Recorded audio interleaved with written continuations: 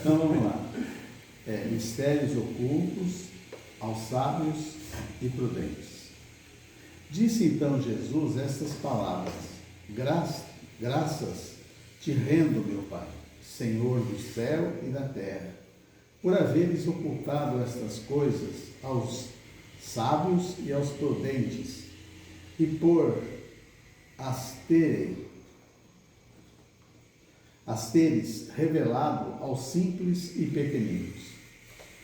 Pode parecer singular que Jesus renda graças a Deus por haver revelado essas coisas aos simples e aos pequenos, que são os pobres de espírito, e por as ter ocultado aos aqueles que sabem muito e são muito prudentes em relação à fé, mais aptos na aparência a compreendê-los. É que cumpre se entenda que os primeiros são os humildes, são os que se humilham diante de Deus e não se consideram superiores a toda a gente. Os segundos são os orgulhosos, envaidecidos do seu saber mundano, os quais se julgam prudentes porque negam e tratam a Deus de igual para igual, quando não se recusam a admiti-lo, porquanto na antiguidade sábio era sinônimo de pessoas que entendiam muito, que repete a palavra.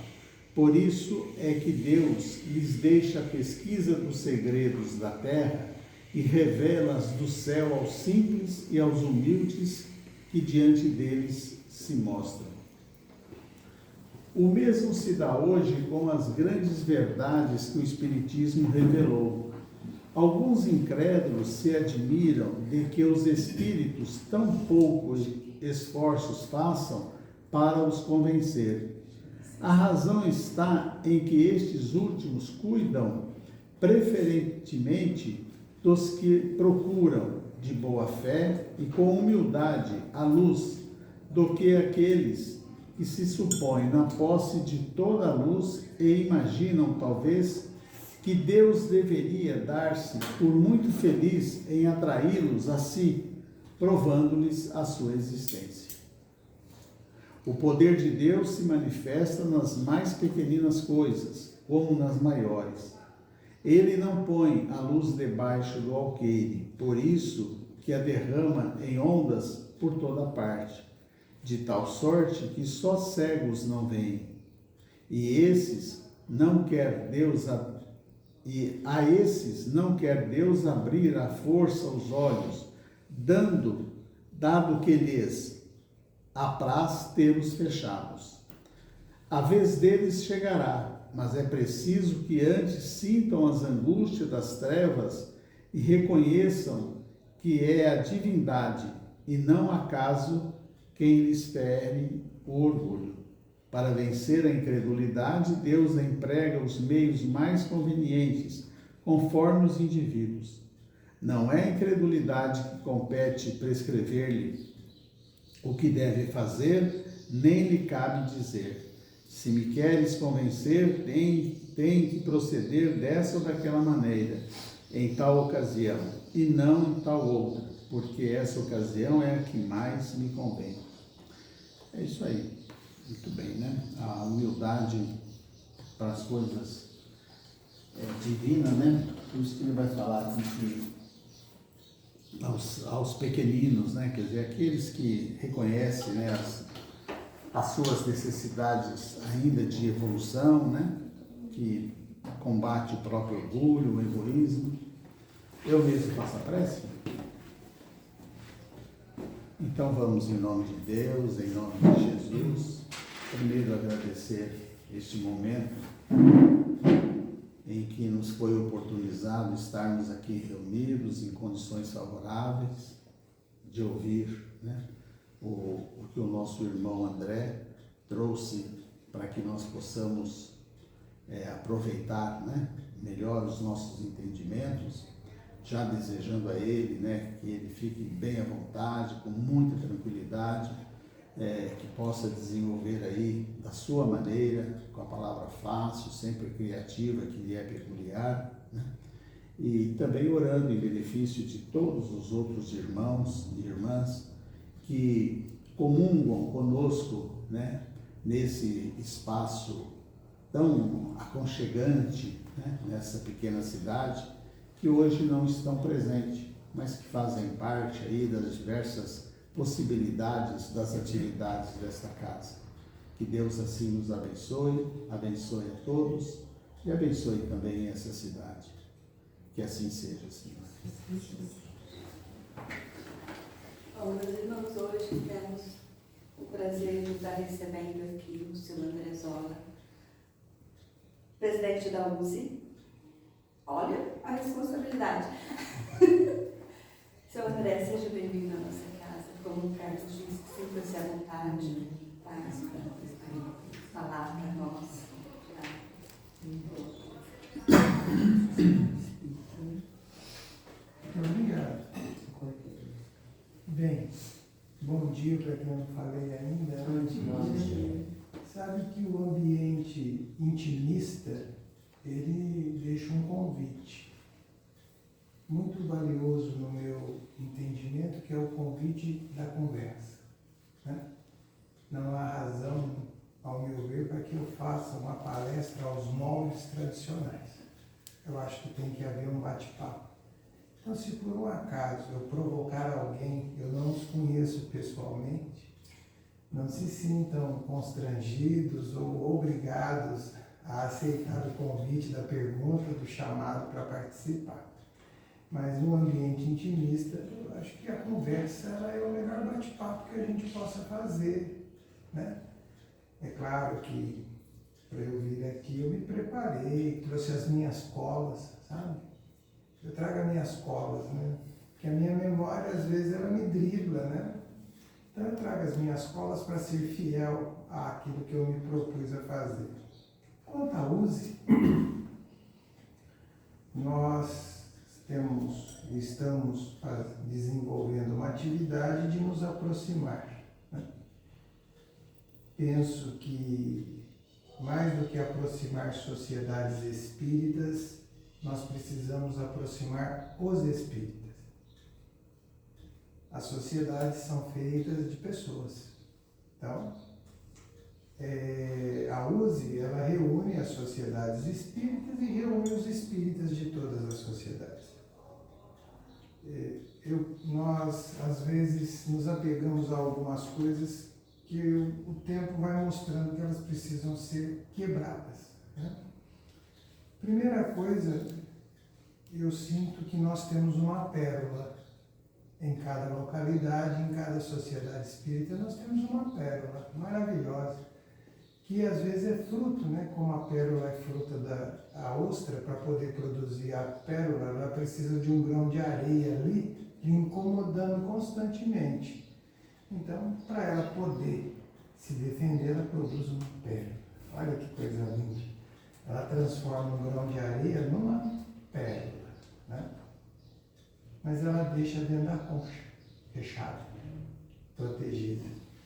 E às vezes nós nos fechamos nos nossos mundos com pérolas, né? Deixamos de compartilhar a sua beleza, o seu trabalho, o seu esforço, a sua dor com os outros e deixamos fechados. E ficamos tão fechados que a gente toma posse da pérola. E nesse caso fica o meu centro espírita, minha atividade, né? Minha casa. Será que esse é o caminho? O meu? Eu sinto que o caminho é o nosso, né? Por quê? Por maior que uma sociedade seja, ou por menor que ela seja, ali existem espíritas que têm condições de conviver em comunidade, conviver em grupos, para que a gente transforme essa pérola e embeleze mais pessoas. Nós precisamos levar o espiritismo além das fronteiras das sociedades espíritas. Por isso que eu sou muito favorável a filmar, publicar, contar, apresentar, porque é um jeito que nós temos na atualidade de tornar público o Consolador prometido. Quando João a fase essa assertiva, ele não está dizendo que o Consolador prometido é para os espíritas ou para aqueles que aceitam o espiritismo.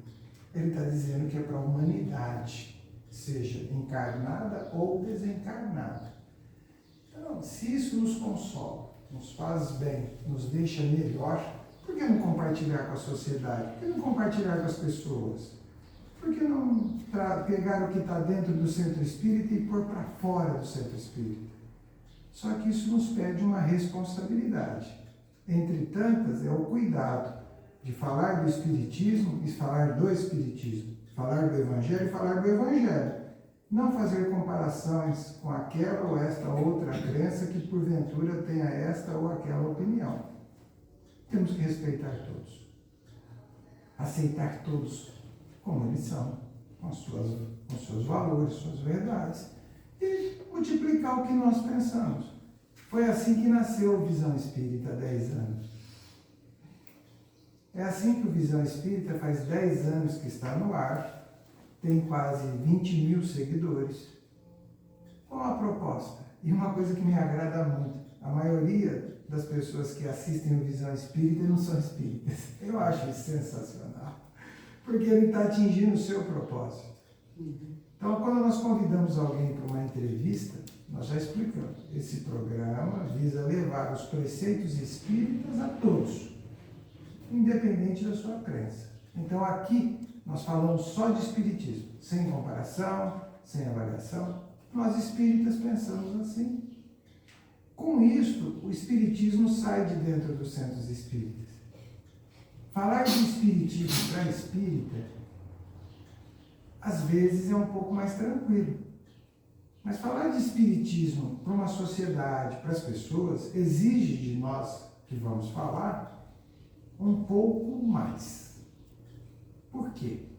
Nós temos que ter a sensibilidade, o cuidado, o zelo, o carinho, o respeito com todos.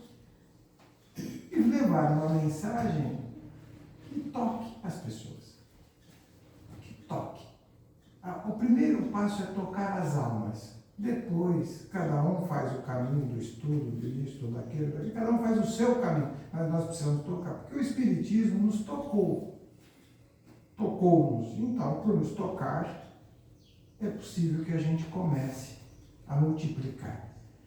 Então, penso que a USE tem essa tarefa também, unir os espíritas. É por isso que nós temos feito os encontros, organizamos a Feira Amor, organizamos a Feira do Livro, e a USE não faz papel de centro espírita. A USE não vai realizar atividades que são do centro espírita. Então, nós reestruturamos o jeito de pensar. E a USE hoje ela procura fazer esse trabalho com todos os espíritos. Reunião mediúnica, estudo mediúnico é responsabilidade da Casa Espírita. Não é da USE. Isso é da Casa Espírita. Então nós temos que entender o que é o papel da casa e o que é o papel de um encontro de sociedade. Esse é o projeto, é por isso que a USE vai. Então nós temos hoje, precisamos de pessoas que nos ajudem a manter algumas chamas, como esse encontro das palestras, bimensal, Feira do Livro. Nós vamos promover mais um encontro esse ano. E se tudo caminhar como estamos sonhando, porque sonhar é preciso, segundo o poeta, nós vamos fazer um encontro espírita ecumênico. Vamos convidar o padre, o bispo, vamos convidar o pessoal das regiões afro-descendentes, vamos convidar os nossos irmãos do Islã, todos para irem lá falar do Evangelho. Como eles olham o Evangelho? E aí, conversando com uma pessoa, ele falou assim, mas o que vocês querem ao fazer isso? Incentivar a paz. Nós fizemos dia dele. Sensacional. Eu acho isso maravilhoso e nós podemos ser convidados, não sermos os protagonistas, mas sermos alguém que semeie isso no contexto social. Muito bom. Porque é inadmissível, na minha opinião, que pessoas que se julgam e se dizem crente a Deus não consigam se respeitar. Tem alguma coisa errada aí que precisa ser corrigido. Não, se você pensa desse jeito maravilhoso, se você pensa daquele jeito maravilhoso, e chama os nossos irmãos budistas, chama aqueles que assim o desejarem. Vocês podem me perguntar, vai dar certo? Não sei. Tá. Mas- A luz em São Paulo que a ABC que fez, que organizou, foi muito bom. Mas nós vamos nos esforçar para fazer um encontro, chamá-los, convidá-los, né? E vocês falam assim, puxa, mas não dá para ser aqui, tem que ser lá na... Então vamos fazer o seguinte, hoje a gente faz na sua igreja, lá na igreja, vai ser na catedral, tranquilo, vamos lá. Opa, que lindo, vamos lá. Amanhã, vai ser lá no templo, vamos lá. E depois, eu acho que esse é o caminho da integração, acho que esse é o papel das instituições, entre tantos, de representatividade de um movimento de fé. Feito a parte da USE, a USE escolheu um tema que está no capítulo 13º, que a vossa mão esquerda não saiba o que a vossa mão direita, né? E o tema escolhido é piedade. Eu vou fazer algo aqui nessa manhã que vai bem ao encontro do que eu tenho feito constantemente, para que a minha fala não fique retórica, senão fica retórica. E também para que nós possamos pensar muito naquilo que falamos e o quanto somos capazes de exercitar o que falamos. O tema é piedade, né?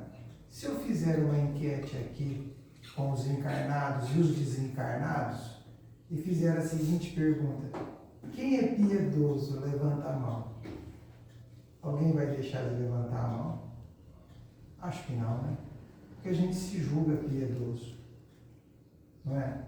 A gente às vezes fala assim, não, nós somos pessoas de bom, nós somos pessoas boas, né? E de fato somos a melhor situação de nós mesmos. O que acontece é que essa piedade colocada aqui, ela poderia ser desdobrada em aspectos filosóficos, de outras crenças, mas nós vamos falar daquilo que nós espíritas acreditamos, ou pelo menos o espírito de Miguel nos sugere, né? E pretendo trazer isto para o dia a dia. Uma das coisas que nós falamos, ela é mais complexa do que imaginamos de fazer, é nos colocar no lugar do outro. Isso é uma retórica, na minha opinião. E aí eu já começo a incomodar um pouco com essa proposta. Alguém aqui realmente consegue se colocar no lugar do outro? Fala assim, não, eu me coloco no lugar do outro para entender a situação dele. Alguém consegue fazer isso? Você já parou para pensar se a gente consegue fazer isso? Nós, na condição de espíritos encarnados e desencarnados, segundo o Espiritismo, nós temos a consciência racional, fruto da inteligência. E nós temos um outro atributo, a outra condição, que é a nossa questão de sentimento. Alguns vão chamar de decisão. Tá tudo certo. Palavras. Né? E o que a gente consegue fazer intelectualmente é agir. O que é agir? Eu vou tomar uma atitude das conveniências sociais com uma postura de intelectualidade e que me predeterminam comportamentos corretos e aceitos por todos. Aí eu estou colocando a minha razão, a minha inteligência. Então, o que a minha razão me manda fazer? Eu estou diante de alguém que está atravessando uma situação muito difícil. Vamos dar os nossos espíritos encarnados na faixa de Gaza. Eu olho aquela cena aquele ambiente de destruição, o que a minha razão manda fazer? Puxa, que situação difícil. Como essas pessoas estão passando, como a humanidade é ruim, como os poderosos não têm a menor sensibilidade. Eu tenho um discurso agradável e racionalmente, politicamente correto.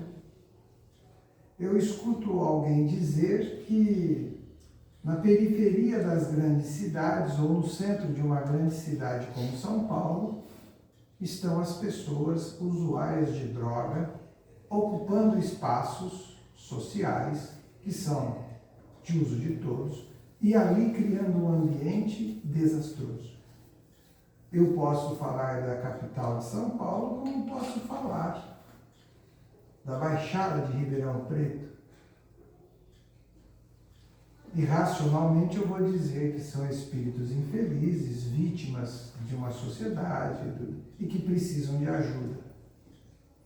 Eu estou fazendo isso intelectualmente correto, porque a minha fé ela é raciocinada, a minha atitude ela é racional, a minha inteligência me faz tomar atitudes racionais.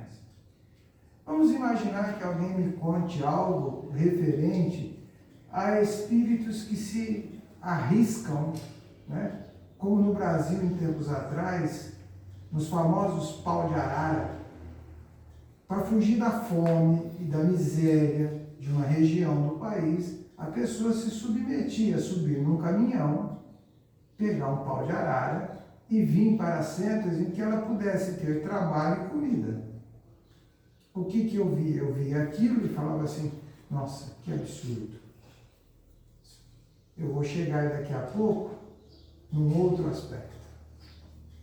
Eu posso escutar também que pessoas do norte da África, fugindo de guerras como a que tem hoje no Sudão, né, guerras de etnias, se atrevem, como muitos fizeram na Síria, a montar num barco e atravessar o mar, para chegar num continente onde ela possa ter um mínimo de dignidade, um mínimo de direito da vida, mesmo que quando ela chega nesses lugares, a primeira coisa que tiram dela é a dignidade. Né? Que é a questão, né? Vão para acampamentos, para alojamentos, a gente olha na televisão e fala, nossa. Né? Recentemente desencarnou um fotógrafo, né? Que foi tido como um dos fotógrafos mais famosos do mundo. Qual foi a foto que ele deu o maior prêmio? A foto em que ele tira uma criança negra ou preta, como queiram aí, para mim usar a linguagem errada. A gente até fala hoje, fica meio preocupado, né? Vai que eu estou falando errado, estou falando certo, mas vamos lá. E um urubu aguardando ela morrer de fome. Eu vi essa foto. É uma foto, no mínimo, constrangedora, impactante. Para alguns é uma cena de beleza, de uma obra de arte. As mazelas humanas viraram obras de arte. Eu fico... Depois eu chego lá. Então, quando eu olho para tudo isso, em tese, contextualmente, eu vou ter piedade. Então, intelectualmente. Só que nós, espíritos, trazemos uma situação do qual não temos racionalidade. Não conseguimos raciocinar e não conseguimos nos organizar de tal forma, que se chama o sentimento. Esse você não raciocina. Você sente, se bloqueia, contém as suas emoções, mas você não consegue controlar em determinadas situações. E eu dou um exemplo disso. Você está no centro de São Paulo, passando de carro, no meio da Cracolândia. Qual que é o seu sentimento?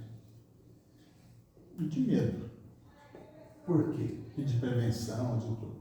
Então, o nosso sentimento ali, ele beira o pânico. Mas não são meus irmãos, não são pessoas Se eu tivesse que falar uma opinião ali, não, são espíritos, mas ali naquele momento, a hora que eu estou exposto às minhas próprias fragilidades, o meu sentimento é de medo, de temor, e lá no fundinho, nos recônditos da memória espiritual, eu falo assim, esse pessoal, que tempo perdido, que coisa errada. Até o dia que você tiver alguém com esse problema dentro da tua casa. Sim. Então, tem algo que eu dificilmente consigo controlar, que é o meu sentimento. Porque o meu sentimento, ele vai traduzir algo que são os meus valores morais. Eu vejo com um certo cuidado adicional. Todo mundo assistiu agora The Chosen, né? Nós assistimos The Chosen.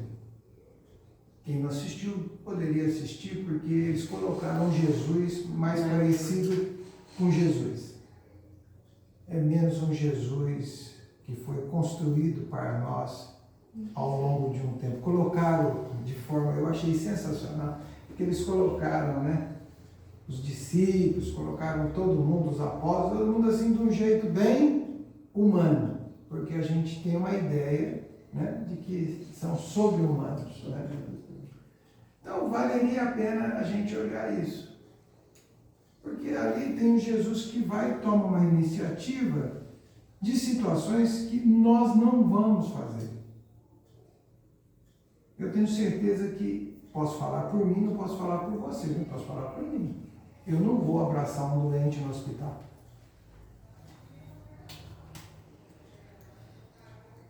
Não vou. Por quê? Porque eu tenho uma série de cuidados, de zelo e tal. Os tempos, as situações são outras. Mas isso não quer dizer que eu não possa ter para com ele um sentimento de piedade. Então, quando às vezes a gente fala algumas coisas de Jesus, e eu tenho muito cuidado com a tribuna espírita, é para não colocar para nós o inatingível. Não colocar para nós o mesmo Jesus que construíram, que me faz me sentir tão pequeno, que eu vejo que eu não consigo fazer quase nada, e eu posso fazer muito. Com pequenas situações que estão ao meu alcance, à minha mão. Eu preciso só querer fazer. E isso vai me ajudando, porque eu vejo, né, a gente lê no Espiritismo, né, é muito dito essa pergunta, né, a resposta de Sócrates, do Espírito Santo Agostinho, é muito dito isso no meio espírita, né, é muito utilizado nas palestras, né, conhece-te a ti mesmo, né, eu acho isso muito interessante, né. Gente, nós somos ilustres desconhecidos de nós mesmos.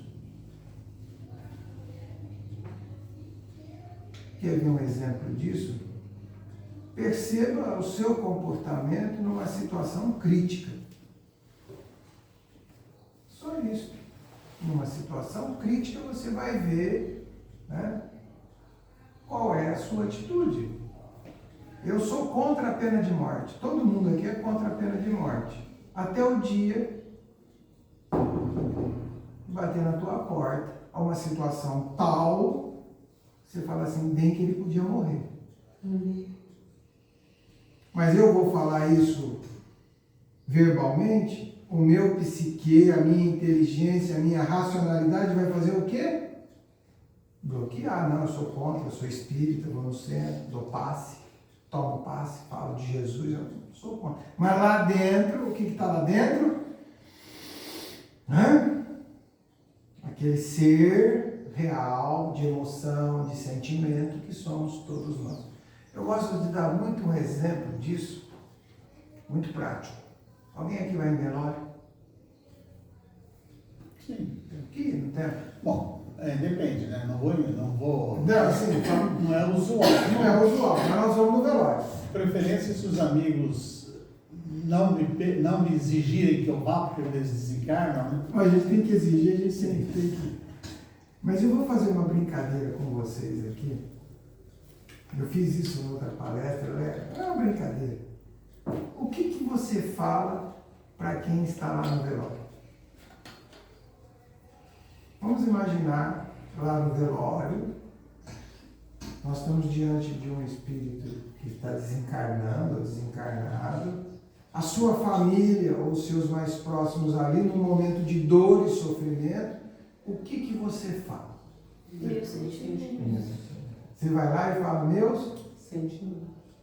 Nossos sentimentos. meus sentimentos. É verdade isso? Às Nós vezes. estamos realmente nos colocamos no lugar de quem está ali passando aquilo? Nós estamos cumprindo tecnicamente, racionalmente, um comportamento social. Aí você fala, meus sentimentos, sai lá fora e vai falar do jogo do Corinthians, do problema político do país. Você sai lá fora e vai falar do espiritismo, ou você tem aquele discurso que para mim é o mais complicado ainda, que é o discurso espírita. Isso é assim mesmo, mas você sabe que a vida continua. Eu acho isso tão sem sentido,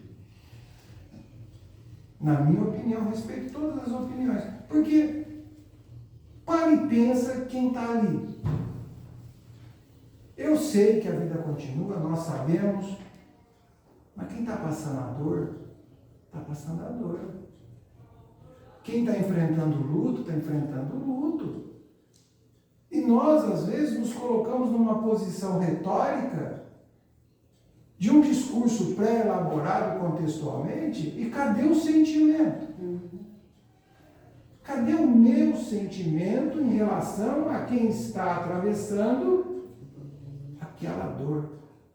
Ou se encontra com alguém que está com o familiar no hospital, num estado muito difícil, numa doença terminal, você fala, olha, olha que de vida difícil, mas ele está expurgando muita coisa das outras vidas. Ah, de onde você tirou a autoridade para falar que ele está expurgando, ele está em expiação? Da onde? Então isso é o discurso desconectado daquilo que realmente nós somos. Qual é o objetivo dessa palestra, desse bate-papo? Que a gente vá pensar naquilo que nós efetivamente fazemos e somos. Porque o único jeito de eu tratar isto é a partir do momento que nos meus exemplos diários, do dia a dia, do meu convívio, eu consiga entender. Eu consiga falar, peraí, não é bem assim. Para que eu não precise ser submetido a esse processo e falar assim, puxa, como dizia minha bisavó, rapadura é doce, mas não é mole. Porque às vezes a gente teoriza as coisas do lado de fora do furacão. Mas quando nós estamos dentro do furacão, o que vai nos manter de pé não é o conjunto teórico. O que vai nos manter de pé é o conjunto de sentimentos que nos ajudam a entender a teoria de forma que ela nos faça capazes de agir. Caso contrário, eu vou entrar em desespero. E qual é a razão desse desespero? Eu não consigo conectar a minha racionalidade ao que eu estou efetivamente sentindo. Alguém aqui tem medo de morrer? Eu tenho. Com certeza. Não, mas a vida continua, por que você tem medo? Nós temos um medo instintivo, natural de preservação da vida, mas nós temos aquilo ainda dentro de nós que é aquele negócio assim, será que eu vou para onde? Será que vai ter alguém me esperando? Será que eu vou ficar ao léu? E aí, às vezes, as pessoas sabem que a gente é espírita e vêm conversar conosco sobre isso. Será que o Caronte vai me atravessar de uma margem para outra? E nós vamos colocar, e você fala assim, pô, Zona, mas o tema da USE é piedade. É que às vezes, nós para falarmos de algumas coisas, precisamos sentir. Ou a gente sente, e aí nós vamos perceber o que o Espírito está colocando, né? Que ele fala que a piedade é algo que antecipa e que faz surgir a caridade. Porque eu leio o texto todo e falo assim, nossa, bacana, achei interessante. Mas esse texto, como tudo que está dentro do Pentateuco, das mais de 400 obras psicografadas pelo Chico, dos mais de 200 livros psicografados pelo Divaldo, dentro de tudo aquilo que Kardec trouxe para nós, do qual eu procuro beber constantemente nessas fontes, e assim é valioso, mas como é que eu processo isso de tal maneira que não seja só intelectualidade, mas que ele seja vida e realidade? Porque, na verdade, independente da sua idade, independente da sua qualidade, isso vai ser exigido como identidade para a sua própria vida. No fundo, ninguém poderá sentir com igualdade, porque todos somos individualidades no caminho da eternidade. Não existe dualidade, duplicidade, nem compatibilidade. O que existe sempre é você consigo mesmo perante a sua consciência. Nesta identificação poderá encontrar um Deus, que será somente seu, mas que se o seu Deus te ajudar a entender, você compreenderá inclusive o ateu. E saberás que aquilo que te alimenta, te nutre, te faz mover ao longo dos tempos, entre idas e vindas, reencarnações que por mais que se apresentem, o que te fará ter um olhar diferente, te ajudará a te conhecer, será a sua própria identidade. Ela deverá estar nutrida de todos os valores. Então, expurgue a vaidade, expurgue o orgulho, expurgue o egoísmo do seu caminho. Mas se ele ainda te contamina e ainda se faz presente, é porque é uma necessidade. E se essa necessidade se apresenta todos os dias, olhe com extrema atenção como você se manifesta a cada ação, para ver se ela está presente ou não. Se ela estiver, procure olhar com humanidade, entendendo que no seu caminho, lá no fundo, todos nós somos irmãos, rumos e no caminho da própria felicidade. Diante disto, para que a gente possa... Estou no horário, né? Eu olhei para o relógio, eu começo, estou no horário. Estou dentro do horário. Obrigado. Para mim não é? E para que a gente possa concluir esse bate-papo nosso, que eu falei que seria um bate-papo, também vocês não acabaram falando nada, né? Que coisa. Preciso melhorar nesse aspecto. Eu vou contar uma história. Porque a história nos ajuda a entender e a pensar, né? Essa história, ela é comum para nós espíritas, e ela é atribuída a Francisco Cândido Xavier. Eu não conheci, não fui ao Chico. Carlos, você esteve lá, Chico? Diversas vezes. Acho que venceu. Conheci bastante. Eu, Carlos. Vocês conheceram bastante. Eu não fui. Ainda sou da época que ele ia nos arranha-gatos nas periferias de Uberaba, nas casinhas lá de parecia forno de carvão, mas que morava uma velhinha lá, e só ele entrava para dar paz. E a caravana, aqueles visitantes lá, que lá ficava tudo em volta ali, curioso o que estava passando lá dentro. Então era comum encontrar no Chico, eu assisti ali nas histórias, né? As filas para pessoas para falar com ele, né? E mais filhos. E também uma cena que eu posso descrever para você, que uma época ele, no sábado à tarde, ele distribuía mantimentos, mas não era do jeito que as casas se organizam.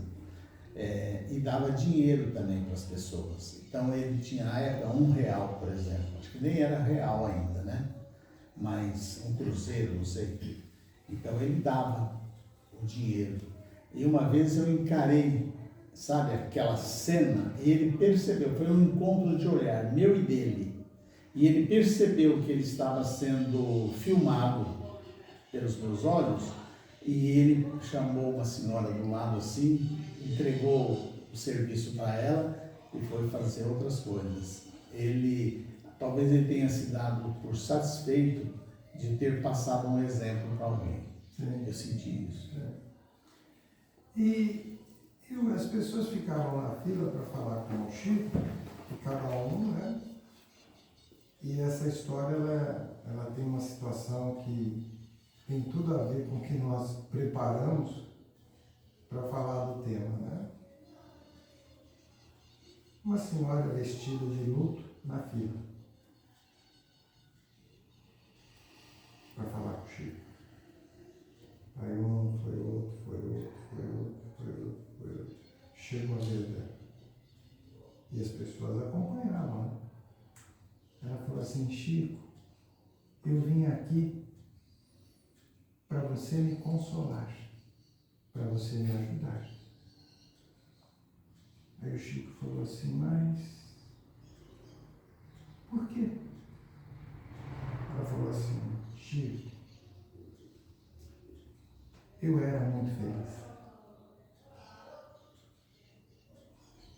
Meu esposo, um companheiro maravilhoso, dedicado, atento com todos nós, com as nossas filhas, trabalhador, uma pessoa zelosa, cuidava de todos nós com extremo carinho.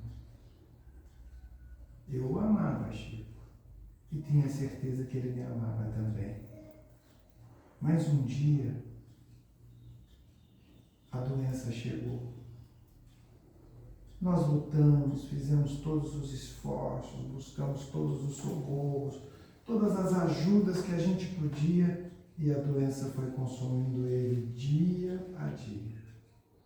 Não havia nada que conseguia mudar. Até que um dia, Chico, ele morreu. E quando ele morreu, eu queria ter morrido com ele.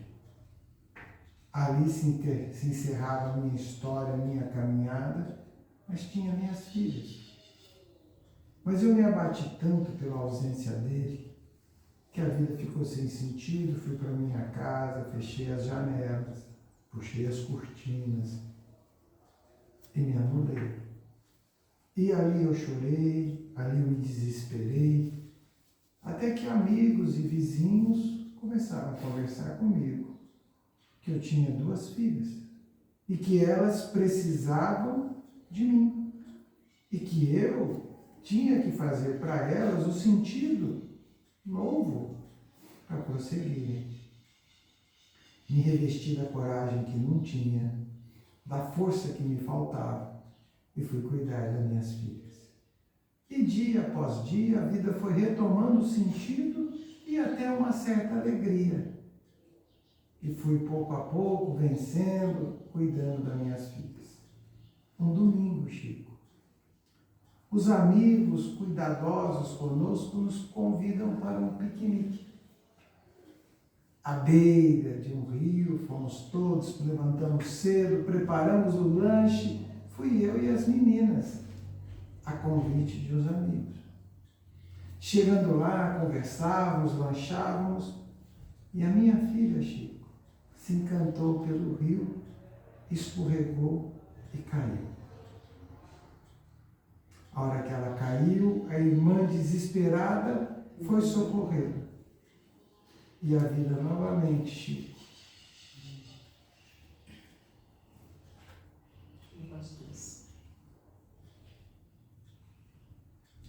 Levou minhas 2 filhas.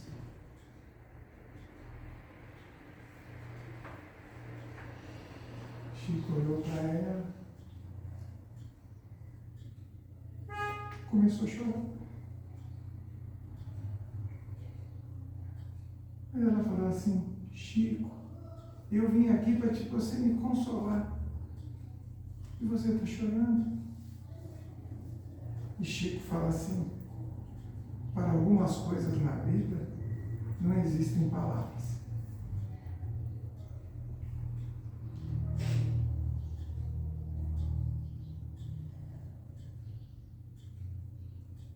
Que a gente descubra nos nossos sentimentos que tem coisas na vida, como a piedade, para as quais não existem palavras.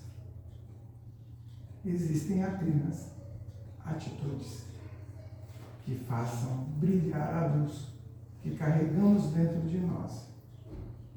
Afinal de contas, Jesus já nos orientou e disse para que ela brilhe. Então, que cada um consiga descobrir dentro de si, no seu sentimento, essas naturalidades que ajudarão a entender inúmeras verdades que se fazem mais e acima e além das palavras. Porque a piedade divina não nos falta. A piedade dos benfeitores espirituais não nos falta. Não nos falta a piedade dos amigos, de todos, mas que a gente descubra a nossa capacidade de entender que a dor do outro, a dificuldade do outro, precisa muitas vezes que a gente não fale, mas que a gente simplesmente sinta. É essa a nossa conversa, o nosso bate-papo, para falar de piedade.